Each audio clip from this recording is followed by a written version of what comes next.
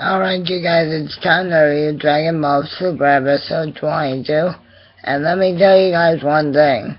One thing this episode tells me is that we really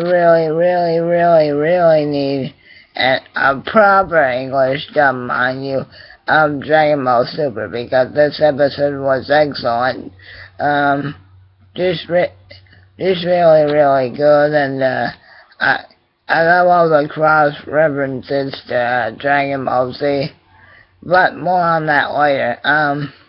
So this episode basically begins with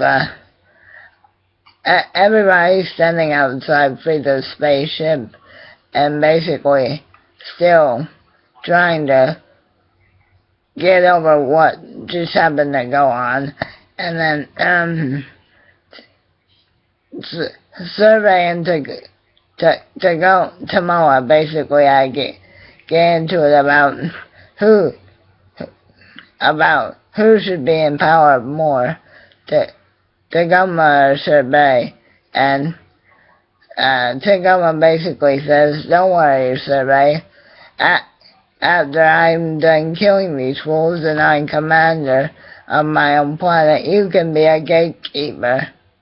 And then Survey doesn't like that, and then we see the frog form of Captain Ginyu basically run over to Tagoma and then basically write this strange word in an alien, and I guess Namekian language. The word says change, and then Captain Ginyu performs his classic body snatching technique. And you know what that means. He basically he basically switches places with Tagoma, finally returning to the human world in a body. And let me just tell you guys something. Captain Ginyu is actually, I think, a bit more ruthless in this body, but ruthless in this form of the fan series, but he just as comedic as ever. But one thing Moa does reveal before the body switch occurs is that since he trained with Frieza so much every single day for 4 months, his body basically turned to steel. So, no, basically, most attacks don't have any effect on him at all. And then we do get to see Gotenks for a split moment. He basically headbutts Tagoma in the balls, and then they basically defuse and then basically hide with Bulma and Jaco behind a rock. So anyway, back to Captain Ginyu. Like I said, just the way he presented himself in fighting, it's like sort of the situation with Bills. I think he's a lot more ruthless in this version of the series.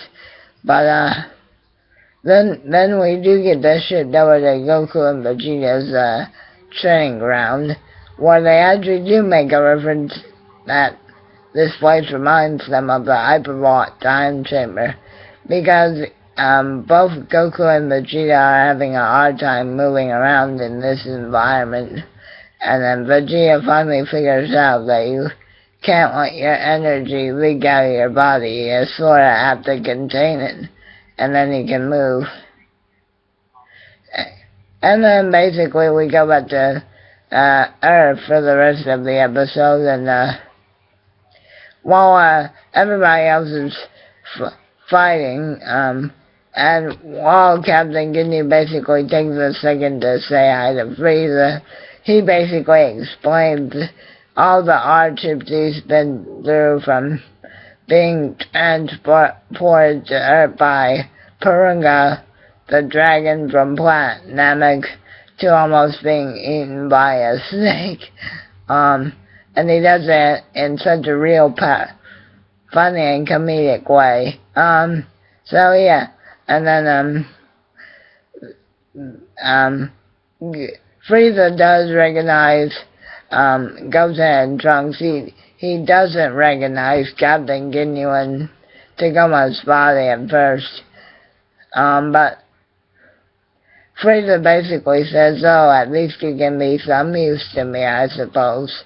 So yeah, and then, once, Captain Ginyu goes to fight Gohan, and Gohan actually turns Super Saiyan for a moment and basically, re-kicks Captain Ginyu, in the stomach, and then he does something similar, very similar to what Frieza did to Goku on Planet Namek, by giving him a chance to surrender in peace.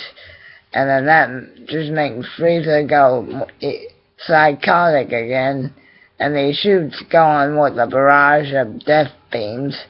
And the last death beam before the end of the episode, Piccolo takes it and basically, I guess, yeah, he knocks him out or temporarily kills him.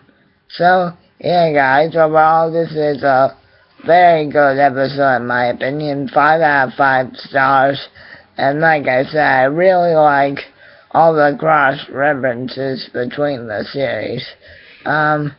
So yeah, please let me know what you guys thought of this episode, and until next time, have a good day and keep on rocking. Yeah.